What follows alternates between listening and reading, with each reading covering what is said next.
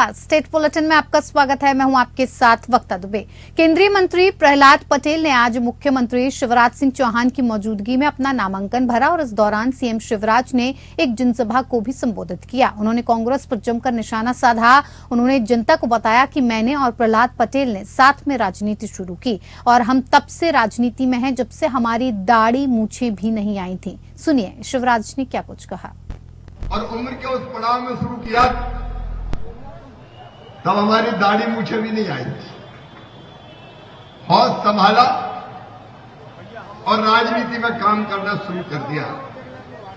मैं एक बार गोटे गांव आया था, तब मैं युवा मोर्चे का महामंत्री था।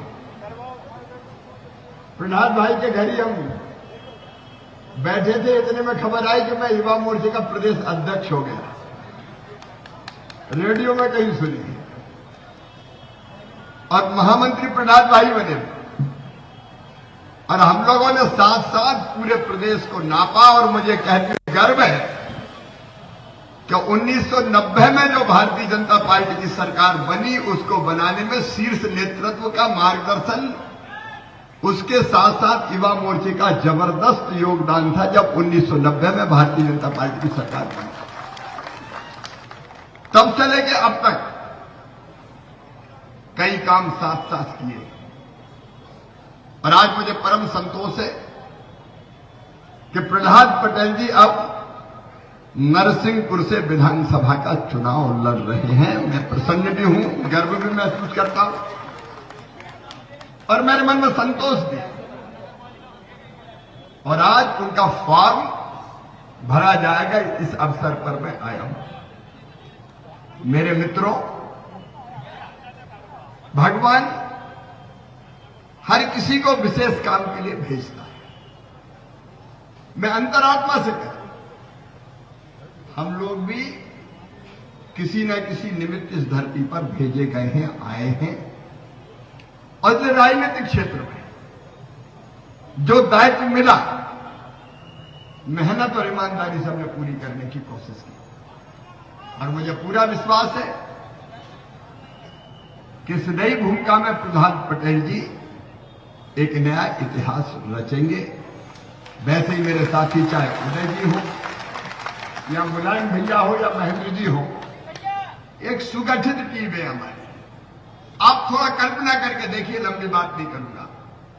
दोनों चीजों की मुन्ना यहां बैठे, जालम सिंह जी यहां के विधायक।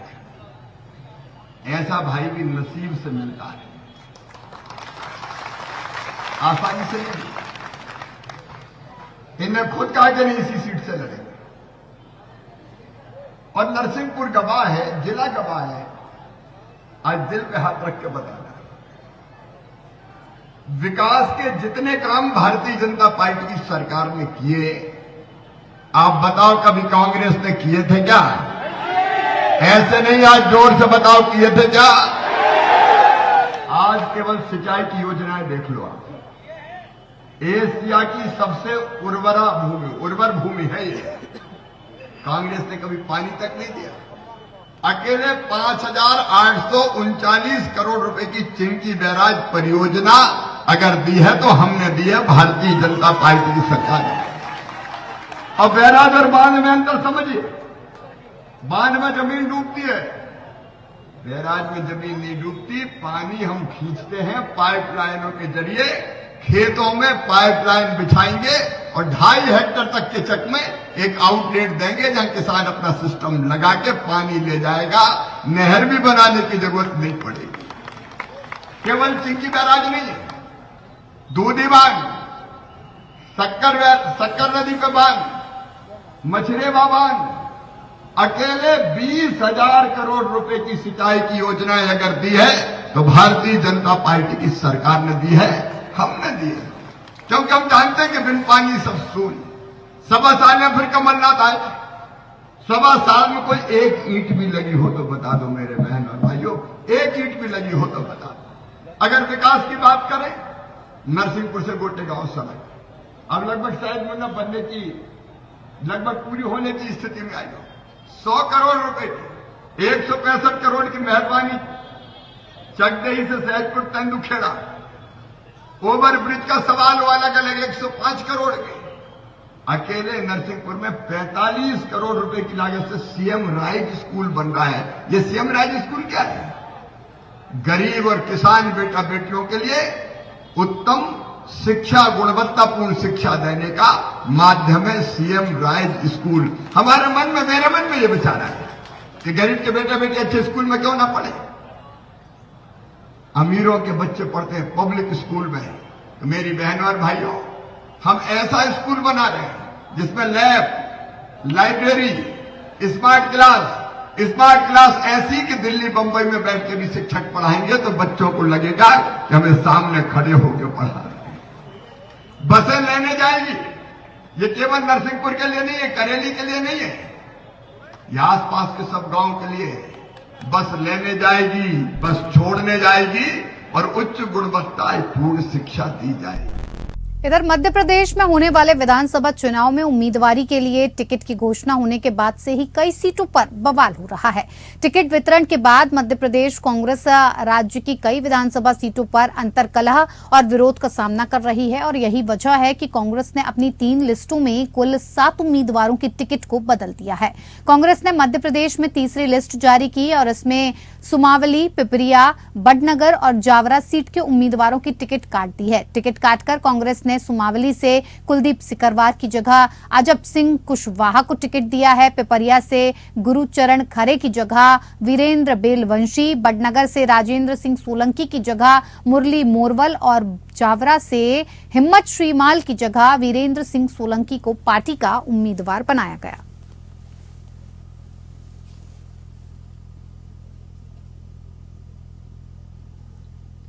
इधर मध्य प्रदेश में होने वाले विधानसभा चुनाव में जनता दल यूनाइटेड ने भी चुनाव लड़ने का फैसला किया है। जनता दल यूनाइटेड ने इस संबंध में अपने उम्मीदवारों की प्रथम सूची को जारी कर दिया है। जनता दल यूनाइटेड के महासचिव और बिहार विधान परिषद के सदस्यों आफाक अहमद खान की तरफ से जारी की गई सूची के अनुसार मध्य प्रदेश में जनता दल यूनाइटेड पिछोर, राजनगर, विजय, राघवगढ़, थांदला और पेटलावद विधानसभा सीट पर अपने उम्मीदवारों को उतारेगी। वहीं इस घोषणा के बाद इंडिया गठबंधन के एकजुटता पर सवाल उठने लगे हैं। आपको बता दें कि कुछ दिन पहले सपा प्रमुख की कांग्रेस से नाराजगी सभी के सामने आ गई थी। वहीं इस घोषणा के बाद इंडिया गठबंधन को लेकर चर्चा तेज हो गई है। इंडिया गठबंधन में उठ रही नाराजगी को लेकर एलजेपी-आर के राष्ट्रीय अध्यक्ष चिराग पासवान ने कहा कि लोकसभा चुनाव आते आते गठबंधन बिखर जाएगा। आपको बता दें कि एमपी में सीट शेयरिंग को लेकर समाजवादी पार्टी के अध्यक्ष अखिलेश यादव की कांग्रेस से नाराजगी सामने आई है। समाजवादी पार्टी प्रमुख अखिलेश यादव ने एमपी में सीट शेयरिंग को लेकर कांग्रेस पर धोखेबाज का आरोप लगाया था। मीडिया से बात करते हुए अखिलेश यादव ने कहा था कि हमें बुलाया ही क्यों था जब गठबंधन नहीं करना था।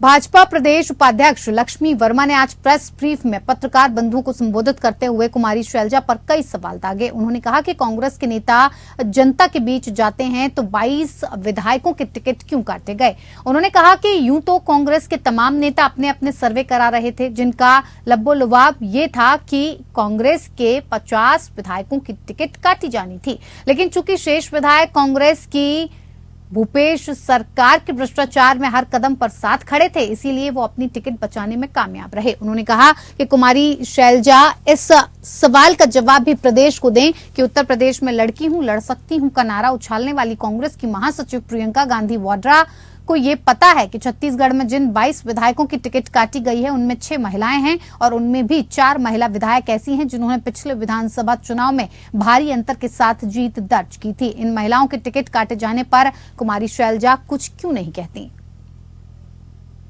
की हित ऐसी सरकार नहीं है और ये शैलजा जी को पूछना चाहिए कि इनके जो बहनों को किया गया, विधवा बहनों को वादा कि वो 1500 रुपए विधवा पेंशन देंगे, कहाँ गया विधवा पेंशन उनका। हमारे बुजुर्गों को जो 75 साल के हैं उसको 1500 रुपए उनको देने की बात हुई थी। 1000 रुपया पेंशन हमारे जो 60 साल के बुजुर्ग हैं उनको देने की बात हुई थी। तो इन्होंने इन्हें अपने जन घोषणा पत्र में शामिल किया था। 4 सिलेंडर फ्री देने की बात कही थी, शराब बंदी की बात कही थी। तो ये सारे वादे जो हैं उनको तो उन्होंने पूरा किया नहीं, लेकिन नया अभी ये जुमलेबाजी लेके आए हैं फिर से ठगने के लिए आम जनता को ये सामने आ रहे हैं। लेकिन छत्तीसगढ़ की जनता कांग्रेस की जुमलेबाजी को समझ चुकी है। आने वाले समय में छत्तीसगढ़ की जनता इनका विश्वास नहीं करेगी। रायपुर के राजीव भवन में अखिल भारतीय कांग्रेस कमेटी के राष्ट्रीय प्रवक्ता एवं social media chairman Supriya Shrinate ने पत्रकारों से चर्चा करते हुए कहा कि जब छत्तीसगढ़ का चुनाव मुहाने पर है तो कांग्रेस सरकार अपने काम के दम पर अपने रिपोर्ट कार्ड पर जनता से वोट मांग रही है और हमारी प्रतिद्वंदी भारतीय जनता पार्टी एक बार फिर से जुमलों की बारिश कर रही है। अब इस चुनाव की सारी लड़ाई अंतोतुगतवा रेवड़ी और रबड़ी पर आकर टिक गई है। हमने गरीबों, शोषितों, वंचितों, आदिवासियों के लिए पूरी ईमानदारी से काम किया तो उसको मोदी जी रेवड़ी बताते हैं। उन्होंने अडानी के लिए दिन रात मेहनत की, लेकिन उस रबड़ी पर चर्चा नहीं करते। सुप्रिया श्रीनेत ने कांग्रेस की भूपेश बघेल सरकार की उपलब्धियों को गिनाते हुए कहा कि केंद्र की बीजेपी सरकार हर काम में रुकावट डालती है, लेकिन हमने मोदी सरकार की हर चाल का जवाब दिया है। शायद तो ये कह सके कि उन्होंने 5 लाख रोजगारों का सृजन किया या 85 हजार नियुक्तियां की। 2018 से पहले मात्र 12 लाख किसान धान बेचने के लिए पंजीकरण करते थे। अब वो संख्या 25 लाख पे पहुंच गई और इसलिए पहुंची क्योंकि उचित दाम मिल रहा है। पूरे देश में अगर सबसे ज्यादा दाम धान की खरीद का मिलता है तो वो छत्तीसगढ़ की सरकार देती है। इधर कवर्धा विधानसभा प्रत्याशी विजय शर्मा ने बोडला ब्लॉक के सुदूर क्षेत्र में धुंधाधार जनसंपर्क अभियान चलाया है और इस दौरान लगभग 40 ग्रामीण भाजपा में शामिल हुए। भाजपा प्रत्याशी ने भगवा गमछा पहनाकर उनका स्वागत अभिनंदन किया भाजपा में और फिर प्रवेश किया। ग्राम मुडिया में ग्रामीणों ने कहा कि पिछले 5 वर्षों में मूलभूत सुविधा, रोड, नाली, बिजली की समस्या से रोज त्रस्त हैं और पिछले 15 वर्षों में बिजली, पानी जैसी समस्या हमें कभी नहीं हुई। उन्होंने कहा कि विजय शर्मा बिना पद के ही जब भी हम संकट में रहे हमारे साथ खड़े रहे। और इस दौरान विजय शर्मा ने कहा कि वनांचल क्षेत्र में कोई देखने वाला नहीं, पिछले 5 वर्षों में सबसे ज्यादा शिकायत मुझे बिजली की मिली। उन्होंने ये भी कहा कि इस क्षेत्र में दर्जनों सरपंचों को उनका कार्यकाल पूरा नहीं करने दिया गया और इस दबाव के राजनीति का अंतिम समय चल रहा है। उन्होंने भाजपा पर भरोसा जताने के लिए नव प्रवेशी भाजपा सदस्यों का स्वागत किया। हल्द्वानी से बीती रात काशीपुर जाते समय पूर्व मुख्यमंत्री हरीश रावत की कार डिवाइडर से टकरा गई और इस घटना में हरीश रावत घायल हो गए। सूचना पर पहुंची पुलिस ने उन्हें काशीपुर के अस्पताल केवीआर में भर्ती करवाया। उन्हें सीने में दर्द की शिकायत बताई जा रही है और इस घटना में कार भी क्षतिग्रस्त हो गई। पुलिस के अनुसार पूर्व सीएम हरीश रावत मंगलवार रात अपनी कार से कुछ कार्यकर्ताओं के साथ हल्द्वानी से काशीपुर जा रहे थे। देर रात करीब 12:05 पर बाजपुर रेलवे क्रॉसिंग के पास एक लोडर वाहन को ओवरटेक करने के प्रयास में ये घटना घटित हुई। झुंझुनू में एक चुनावी जनसभा में सीएम अशोक गहलोत ने बड़ा ऐलान किया। उन्होंने 2 बड़ी गारंटी आज जनता को दी। उन्होंने कहा कि महिला सम्मान के रूप में परिवार की मुखिया का सम्मान किया है। सीएम गहलोत ने ऐलान किया कि प्रत्येक महिला मुखिया को 10,000 रुपए सालाना मिलेंगे। 2 से 3 किश्तों में ये 10,000 रुपए दिए जाएंगे। वहीं गैस सिलेंडर उज्ज्वला के दायरे से बढ़कर 1 करोड़ 5 लाख परिवारों को दिया जाएगा। इन परिवारों को 500 में गैस सिलेंडर उपलब्ध करवाया जाएगा। सब काम लागू हो गए, खाली कहा नहीं है, लागू भी हो गए। 100 यूनिट बिजली, 1 करोड़ 4 लाख लोगों का बिल जीरो हो गया। राजस्थान का 1 करोड़ 4 लाख लोग जीरो हो गया। 14 लाख किसानों का बिल जीरो हो गया है 2000 यूनिट बिजली फ्री करने से। क्या नहीं किया आप समझ सकते हो। हमने मिनिमम इनकम गारंटी बना दिया राजस्थान में। शहरों में भी गारंटी दे रहे हैं रोजगार की, नरेगा की तरह। देश में 2-3 राज्य होंगे जो ये गारंटी दी है, लागू कर दिया है।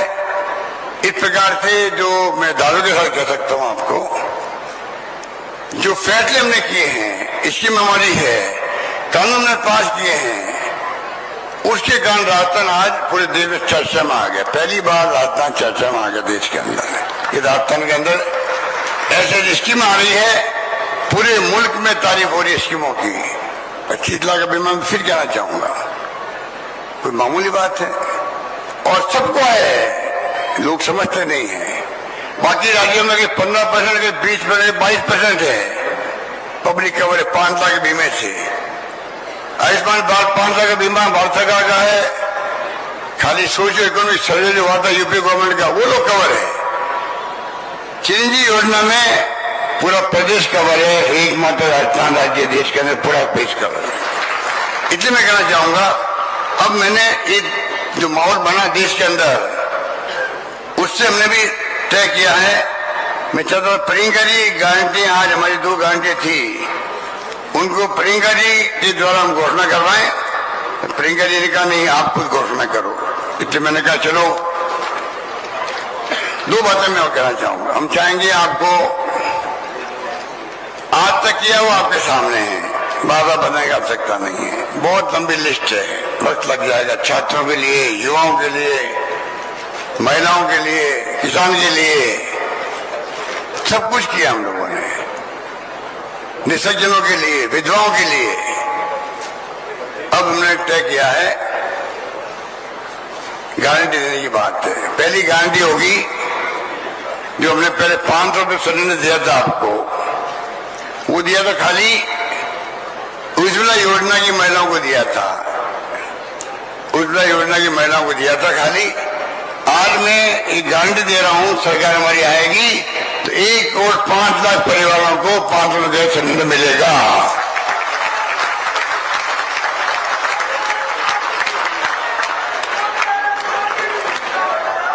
फैलाव करेंगे।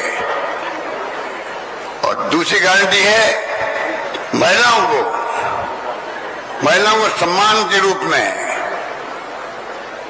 परिवार की मुखिया महिला को सम्मान के रूप में प्रति वर्ष 2 किस्तों में, वो तुम तय करेंगे 2 या 3 में 10,000 रुपये प्रति महिला मिलेगा। 10,000 रुपये मिलेगा।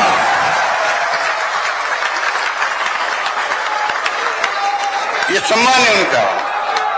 महिला मुखिया का सम्मान होगा प्रदेश के अंदर।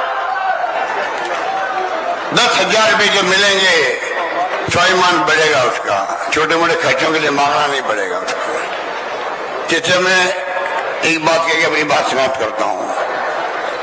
पेंशन देते हम लोग बुजुर्गों को 1,000 रुपये कर दी मैंने, पहले 500 रुपये थी, 750 थी। पति पत्नी है तो 2,000 रुपये मिलते हैं। आप बताइए, ये बुजुर्ग लोग जो हैं, कई बार सासू पैसा मांगती है बहू से कि मेरी बेटी आने वाली ससुराल से, या दोती आएगी तो मैं कुछ इनाम दूंगी उनको। और अगर बहू उसको तरजीह नहीं दे, सासू मांग रही है, बहू मना कर रही है, पैसे नहीं मेरे पास में, तो सासू जी का मूड ऑफ हो जाता है, खाना नहीं भाता उसको सासू जी। हमने इंतजाम किया है कि सम्मान जब राशि मिलती है 2,000 रुपये या 1,000 रुपये, तो वो परवाह नहीं करती है किसी की भी। उसको मालूम है बेटी आएगी, दोस्ती आएगी, दोस्ता आएगा, तो आराम से 50 रुपये का नोट, 100 रुपये का नोट मुट्ठी बंद करके पकड़ा दूंगी, अपनी बेटी को पकड़ा दूंगी। सम्मान हो गया सासू जी का भी, बुजुर्ग महिला का भी। और साथ में घर में भी जो है पोते पोती छोटे बच्चे होते हैं, वो भी आगे पीछे फिरते हैं दादा दादी के। मालूम है कि जेब में पैसा है, दादा पानी लाऊं, दादी खाना खिलाऊं, खाना खाओगी, इसलिए मैं सेवा करूंगा तो मेरे को कुछ इनाम मिलेगा, मैं खर्च कर पाऊंगा। इस भावना के साथ में हमने इस बात को जोड़ा है। और 1 करोड़ लोगों को हिंदुस्तान में, राजस्थान वो राज्य है, सब शर्तें हटा दी हमने।